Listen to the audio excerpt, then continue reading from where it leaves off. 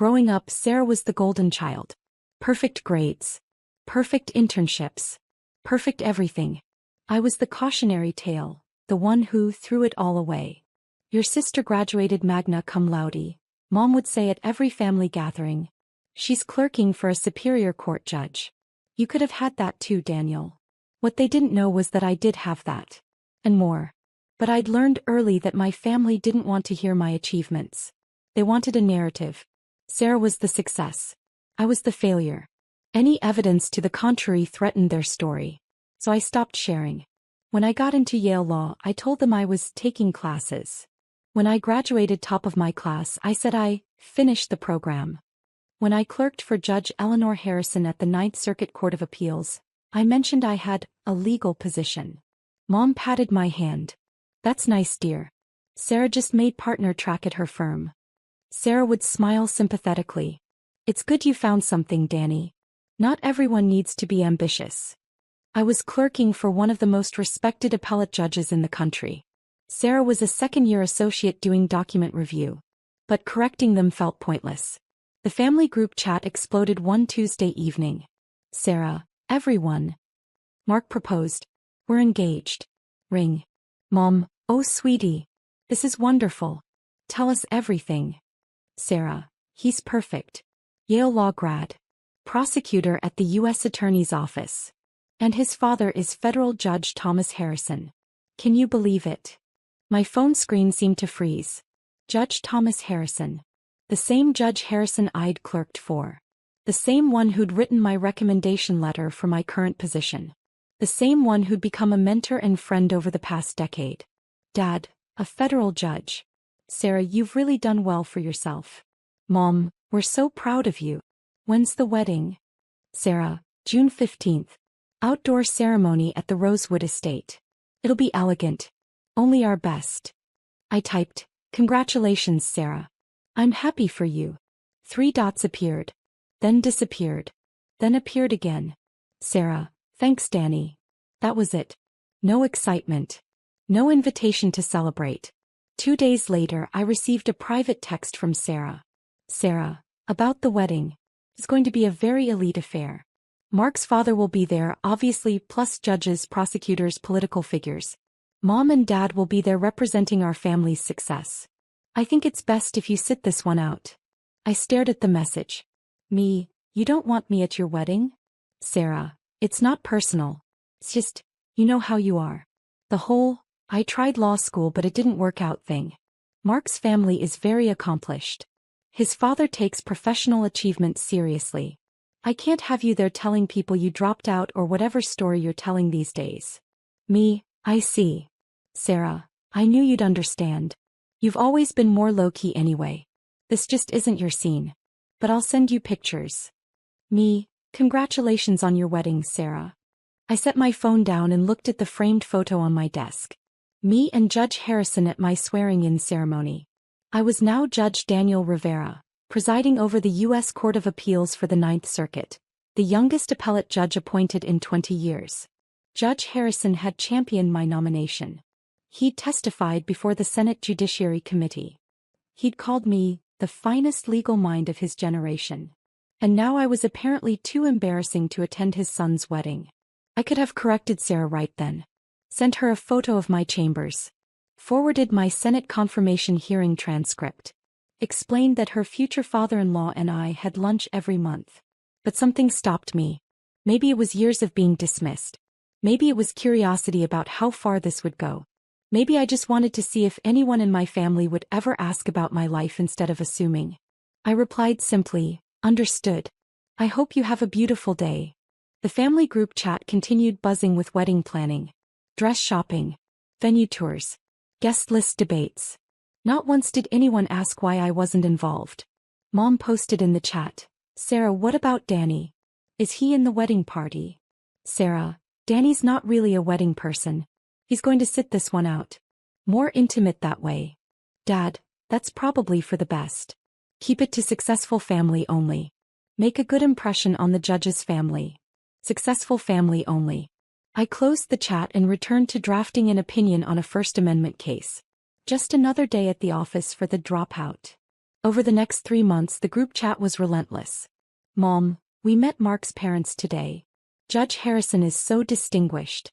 He has a portrait in the federal courthouse. I'd sat for that same portrait tradition 2 years ago. Sarah. His father told the most amazing story about a Supreme Court case he worked on. Mark comes from such an accomplished family. I'd heard that story. I was there when it happened. Dad, the judge seemed impressed with our family. Sarah really landed well. The irony was suffocating. 2 weeks before the wedding, my clerk Jennifer knocked on my chamber door. Judge Rivera? Judge Harrison is on line 2. I picked up. Tom, how are you? Daniel. I'm calling about Mark's wedding. You're coming, right? He said the invitations went out months ago. I paused. I wasn't invited, actually. Silence on the other end. What do you mean you weren't invited? Your family. Sarah is your sister. She felt it would be better if I didn't attend. Didn't want to embarrass the family in front of accomplished guests. Tom's voice hardened. Embarrass them? Daniel, you're a federal appellate judge. You're more accomplished than half the guest list combined. They don't know that. How do they not know? You were confirmed 2 years ago. It was in every major newspaper. They don't really ask about my life, Tom. They have their narrative. I'm the dropout who couldn't hack it. Sarah is the successful one. Correcting them seems exhausting. He was quiet for a long moment. Does Sarah know Mark and I know you? No. I don't think Mark knows either. Your son started at the U.S. Attorney's office after I clerked for you. We've never crossed paths. This is absurd. I'm calling Sarah right now. Tom, don't. Please. Let it play out. Why would you let them treat you like this? Because I want to see if anyone will ever just ask. If anyone will ever be curious about my actual life instead of the story they've invented. Tom sighed. You're a better man than I am. But I'm not playing along with this farce. You're coming to that wedding as my personal guest. I'll have Mark add you to the list. Tom. Non-negotiable, Daniel. Your family to me if not to them. You'll be at the head table with the wedding party. I insist. June 15th arrived with perfect weather. The Rosewood estate looked like something from a magazine.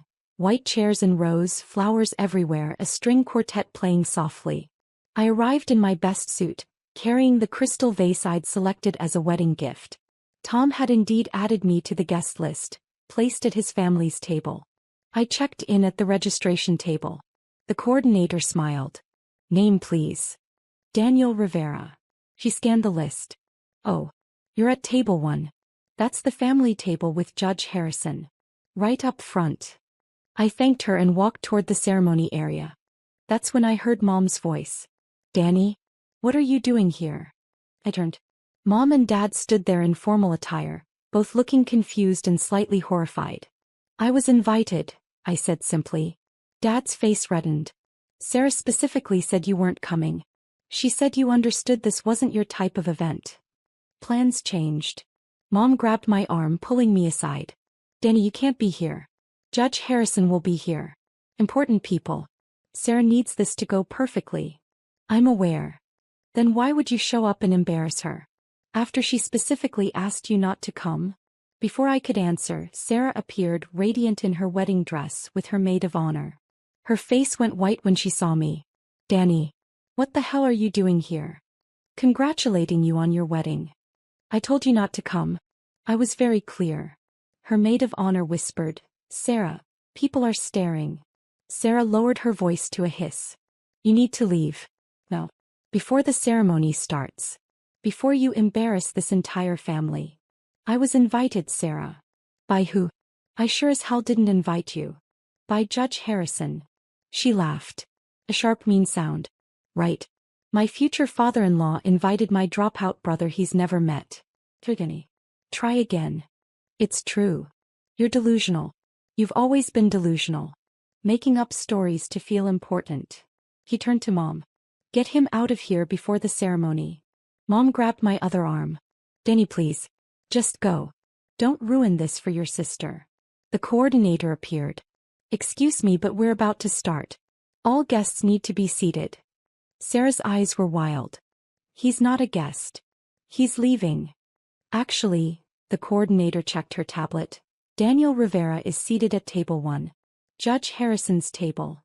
That's a mistake, Sarah snapped. No mistake, ma'am. Judge Harrison specifically requested he be seated there. Called this morning to confirm. Sarah's face went from white to red. That's impossible. The coordinator smiled politely. Nevertheless. Sir, if you'll follow me to your seat. I looked at Sarah. She was trembling with rage. Congratulations on your wedding, I said quietly, then followed the coordinator. Behind me I heard Mom. How did he manage to trick the judge's office into adding him? The ceremony was beautiful. Mark seemed genuinely in love with Sarah, and she glowed walking down the aisle. Whatever our family issues, I could acknowledge they seemed happy together. I sat at table 1 as promised.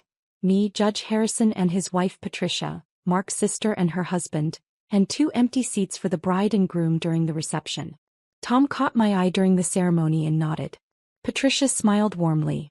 She knew the whole story. Tom had filled her in years ago. When the ceremony concluded, guests moved to the reception area for cocktail hour. I stayed back, not wanting to create drama before dinner. That's when Mark approached. Daniel Rivera? I turned. Yes. I'm Mark. The groom. He extended his hand, looking puzzled. My father said you were here, but I don't think we've met. We haven't. Congratulations on your marriage. Thank you. I'm sorry, I'm a bit confused. How do you know my father? I clerked for him. Years ago. His eyes widened. You clerked for my dad? He never mentioned. Wait, Daniel Rivera. Oh my God. You're Judge Rivera. Ninth Circuit. That's right. You're Sarah's brother? The one she said dropped out of law school. I'm her brother, yes. Mark's face went through several expressions in rapid succession. Confusion. Realization. Her. She said you dropped out.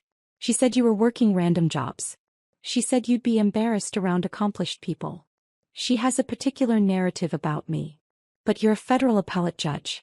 You're one of the youngest ever appointed. Your confirmation hearings were legendary. You had unanimous Senate approval.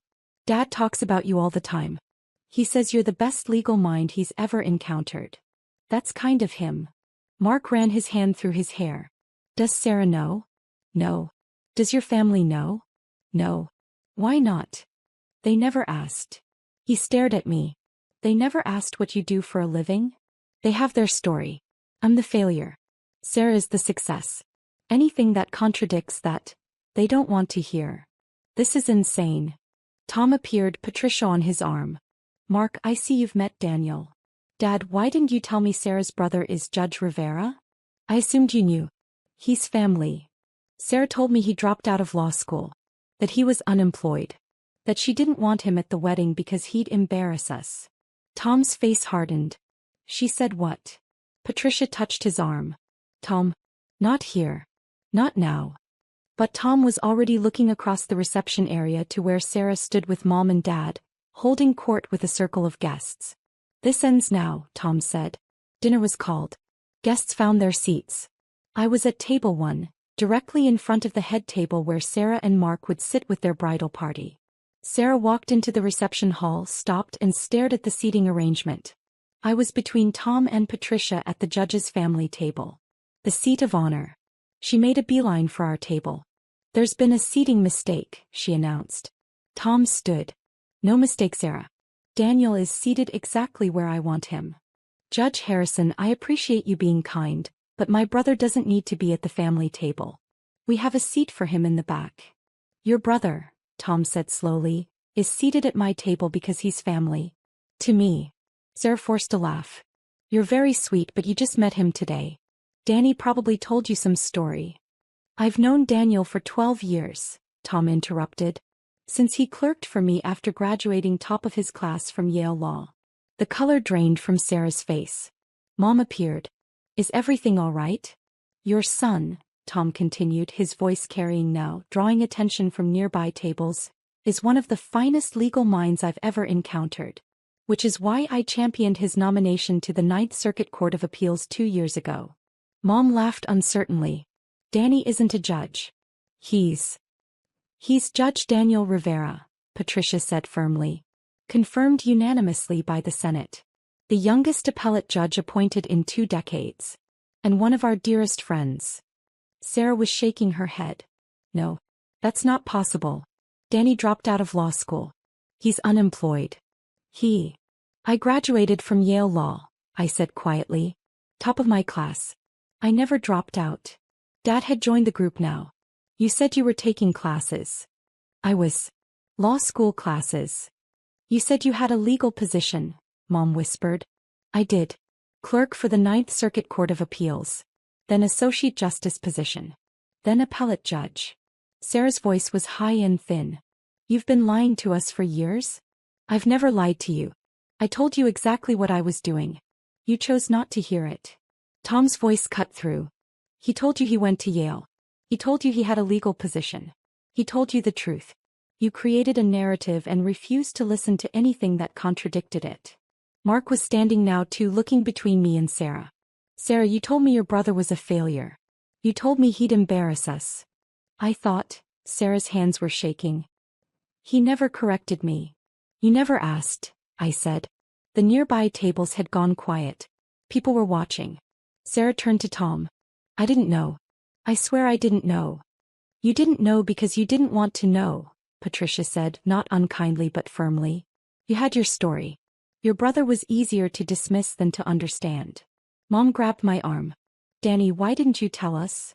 I tried, Mom. Multiple times. But every time I mentioned an achievement, you changed the subject to Sarah's successes. After a while I stopped trying. Dad's face was red.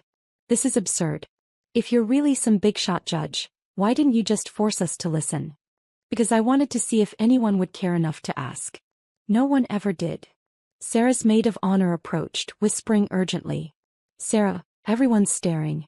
We need to start the reception. Sarah looked at me with something between fury and humiliation. You let me invite you out of my own wedding. You let me tell you that you weren't good enough. You knew the whole time that you know Judge Harrison and you said nothing. You told me I would embarrass you, I said evenly. I tried to respect your wishes. By showing up anyway? Judge Harrison invited me. I accepted his invitation. Tom placed a hand on my shoulder.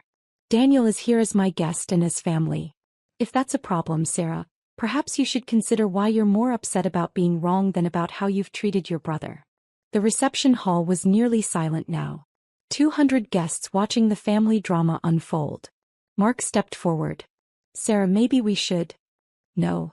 Sarah's voice was sharp. Everyone is acting like I'm the villain here. Danny has been lying by omission for years. Letting us think he was a failure when apparently he's some hotshot judge. That's manipulative. Manipulative. Patricia's voice was ice. Or self-preservation? A new voice entered the conversation. Excuse me. I'm sorry to interrupt. A woman in her 60s approached. Distinguished, wearing judicial robes over her formal dress. Judge Catherine Morrison. California Supreme Court Justice. I'd argued a case before her last year. Judge Rivera, she said warmly, I didn't realize you'd be here.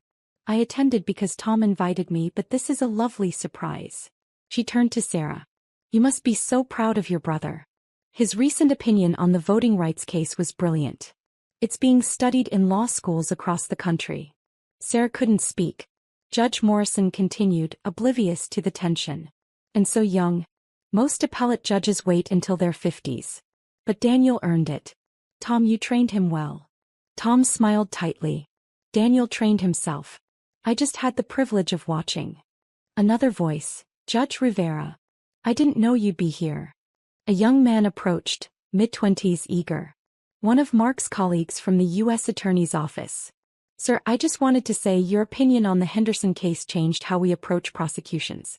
It's required reading in our office now. I nodded politely. Thank you. He turned to Sarah and Mark. You're so lucky. Having Judge Rivera in the family must be incredible. The guy's a legend. Sarah made a sound somewhere between a laugh and a sob.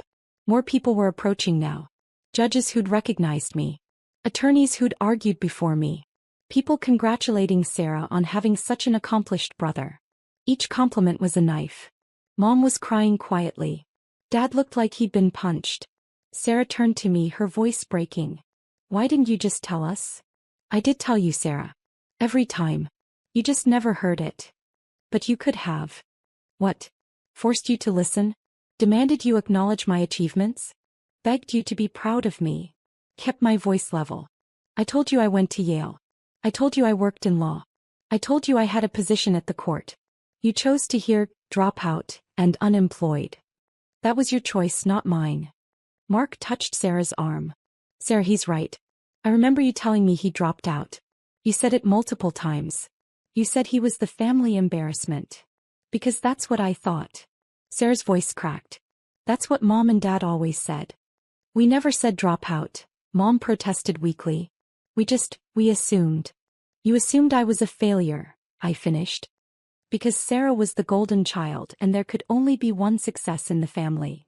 That's not fair, Dad said. Tom's voice cut through. Actually, David, it is fair. I've heard Sarah describe her brother exactly that way. The dropout. The embarrassment. The one who couldn't hack it. He looked at Sarah. You specifically told my son that Daniel would embarrass us at this wedding. Sarah was sobbing now. I didn't know. You didn't want to know, Patricia said gently. There's a difference. The wedding coordinator appeared looking stressed. I'm so sorry, but we need to start the formal reception. Dinner is getting cold. Mark nodded. Of course. Sarah, let's. How can we start? Sarah's voice was raw. Everyone just heard that I disinvited my brother, a federal judge, from my wedding because I thought he was a loser. Well, Tom said quietly, you did do that. Sarah turned on him. You knew. This whole time you knew and you didn't tell us. I assumed Daniel had told you. Why would I imagine a man wouldn't tell his own family about becoming a federal judge? It seemed impossible that they wouldn't know.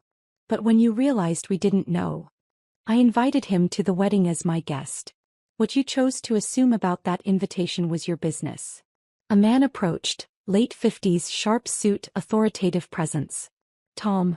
Great to see you. He clapped Tom on the shoulder, then noticed me. Judge Rivera. I didn't expect to see you here. Tom smiled. Bill, meet Sarah Harrison, Mark's bride and Daniel's sister.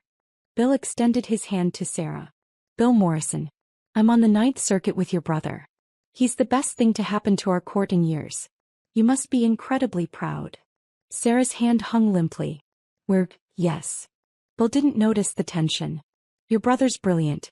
Honestly, he'll probably be on the Supreme Court shortlist in the next decade. Mark that in your calendar. You'll get to attend his confirmation hearings. They're quite something. He wandered off to get a drink. Sarah looked at me. Really looked at me, maybe for the first time in years. Supreme Court, she whispered. I shrugged. It's just speculation. Danny, she stopped. I'm so sorry. Are you sorry you treated me that way or sorry that you were wrong about me? She flinched. Mom touched my arm. Danny, please. We didn't understand. If you'd just been more clear. I was clear, Mom. You chose not to hear me. There's a difference. Patricia spoke up. If I may, I think the bride and groom should start their reception. This is their wedding day. These family matters can be discussed another time. Tom nodded. Patricia's right. Sir Mark, this is your day. Let's not let it be ruined further. Sarah looked at me with something I'd never seen before. Respect. Mixed with devastation. Will you stay? She asked quietly. For the reception? I considered. Part of me wanted to leave. To let them sit with what they'd learned. But another part, the part that still remembered being 7 years old and looking up to my big sister, softened. I'll stay. Relief washed over her face. Thank you. As she and Mark walked to the head table, I heard her whisper to him, I'm the worst person alive. He squeezed her hand. No. But you have some serious apologizing to do. The reception proceeded awkwardly. Dinner was served. Speeches were made. But there was a pall over everything, the whispers spreading through the guest list like wildfire. Did you hear? The bride tried to ban her own brother, a federal judge, from the wedding. She thought he was unemployed? How do you not know your brother is a judge? The family must be mortified. I could see Sarah's smile getting more strained with each passing minute. Mom and Dad sat at their table looking shell-shocked. During dessert, Sarah's best friend Emily approached our table. Judge Rivera? I'm so sorry, but Sarah asked if you'd come speak with her privately for a moment. I followed Emily to a quiet corner of the venue. Sarah stood there, mascara smudged, looking smaller than I'd ever seen her. I'm so sorry, Danny. I know. No, you don't. I'm not sorry I was wrong. I'm sorry I never asked. I'm sorry I created this whole narrative about you being a failure because it made me feel better about myself. That surprised me. Made you feel better? You were always smarter than me. Even when we were kids. You understood things faster. You saw connections I missed. It scared me. She wiped her eyes. So when you said you were taking classes, I jumped on the chance to believe you dropped out. Because if you'd failed, then I hadn't spent my whole life competing with someone better than me. I didn't know what to say. Mom and Dad did the same thing, she continued. They needed me to be the golden child because you were so effortlessly brilliant. They created this hierarchy where I was the successful one, so they wouldn't have to acknowledge that you surpassed all of us without even trying. Sarah. I uninvited my brother, a federal appellate judge, from my wedding because I was terrified he'd outshine me even while being unemployed. How pathetic is that? It's not pathetic. It's human. It's cruel. And I'm so sorry. I looked at my sister, really looked at her. And I saw what I'd been too hurt to see before. Not malice. Not hatred. Just insecurity wearing a mask of superiority. I forgive you, I said quietly. She started crying harder. How can you forgive me? I've been horrible to you for years. Because you're my sister. And because I understand what it's like to feel like you're not enough. She laughed through tears. You're a federal judge at 34. I'm also someone whose family didn't want him at a wedding. Achievement doesn't erase that pain. He hugged me then. Tight and desperate. I'm going to make this right, she whispered. I don't know how, but I will. An hour later, Sarah stood to give her speech. The traditional thank you to guests, parents, new in-laws. But she went off script. I need to say something, she began, her voice shaking. Earlier today I almost made the biggest mistake of my life. I tried to exclude my brother from this wedding because I thought he wasn't successful enough to be here. The room went silent. I was wrong. My brother is Judge Daniel Rivera of the Ninth Circuit Court of Appeals. He's one of the youngest federal judges ever appointed. He's brilliant, accomplished, and kind. And I was so insecure about my own achievements that I spent years convincing myself he was a failure. Guests shifted uncomfortably. Danny told our family what he did. Multiple times. We chose not to hear him because it was easier to have him be the unsuccessful one while I was the golden child. That says everything about us and nothing about him. He turned to me, tears streaming. Danny, you're the best person I know. You achieved incredible things and you never needed to brag or force anyone to acknowledge them. You just quietly became extraordinary. And instead of celebrating you, I tore you down to make myself feel better. I'm so sorry. The room was completely still. So I want everyone here to know, my little brother is my hero. And if you take away one thing from this wedding, I hope it's that success isn't about titles or positions. It's about character. And Danny has more character in his little finger than I've had in my entire life. She raised her glass. To my brother, Judge Daniel Rivera. The best man I know. The room erupted in applause. I stood and walked to Sarah. She fell into my arms, sobbing. Thank you, I whispered. I meant every word. Things changed after the wedding. Mom and Dad called the next week. Ashley called. For hours we talked, really talked, for the first time in years. They apologized. They asked questions. They listened to my answers. Dad asked to visit my chambers. When he saw my name on the door, he cried. Sarah and I had lunch every month now. She'd started therapy, working through the competitive dynamic our parents had created. She asked about my cases, my life, my experiences. Mark became a genuine friend. We discovered we both loved basketball and started playing pickup games on weekends. Tom and Patricia had me over for family dinners. You were always family, Tom said. Now everyone knows it. The family group chat was different now too. Sarah, Danny, can I call you? Need advice on something. Mom, Danny, we saw your opinion was cited in the news. So proud of you. Dad, son, I'm telling everyone at the office about you. Hope that's okay. It was odd being seen after so many years of invisibility. But it was also healing. One evening, Sarah and I sat on her porch, drinking wine and watching the sunset. Do you ever wish you'd told us sooner? She asked. Forced us to listen? I thought about it. Sometimes. But I think it happened the way it needed to. You all had to confront why you didn't want to know. If I'd forced the information on you, you might have acknowledged it but not truly heard it. That's very wise. I'm a judge. It's kind of my job. She laughed, then grew serious. I'm glad you came to the wedding. Even though I told you not to. Tom didn't give me much choice. Dad wanted to know why you'd let us treat you like that for so long. Why you didn't fight harder to make us see you. What did you tell him? That you shouldn't have to fight your own family to be seen. That the fact that you had to fight at all was the problem. I nodded slowly. That's exactly right. She refilled our glasses. To being seen. To being heard, I countered. We clinked glasses and watched the sun slip below the horizon. For the first time in years I felt like I had my sister back. And that was worth more than any title could ever be.